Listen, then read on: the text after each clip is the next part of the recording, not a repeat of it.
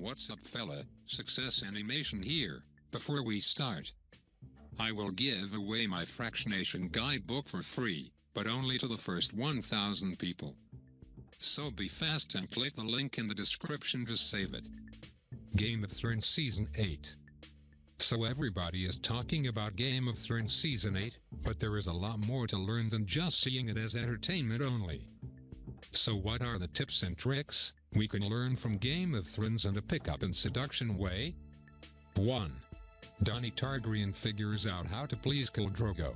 As she progressed from Dani to Khaleesi, the prospective Mother of Mythical serpents gets a lovemaking exercise from her handmaid, Doreah, who used to, please men professionally.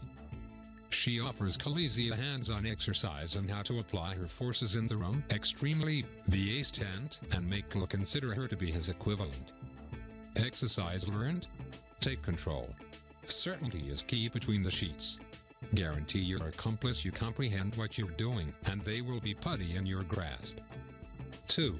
Ygritte and Jon Snow at last connect. Having taken a pledge of chastity after entering the Night's Watch, Jon Snow comes into his association with his captor, red-hot Wildling, Ygritte, with a debilitation. That is, until Snow played Judas on the Night's Watch and installed with the Wildling faction. To test if he's really revoked his pledge to the KW, Ygritte baits Snow into a cavern and gives him a chance to have his way with her. Exercise learned? Be available. On the off chance that an open door presents itself, let it all out. Life is short, particularly on the off chance that you go through your days fighting off winter and White Walkers.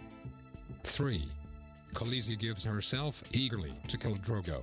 Khaleesi tunes into her insightful and provocative handmaid, lastly mounts Khal, otherwise called the Stallion, who will mount the world, and makes him take a gander at her as they do it, at last.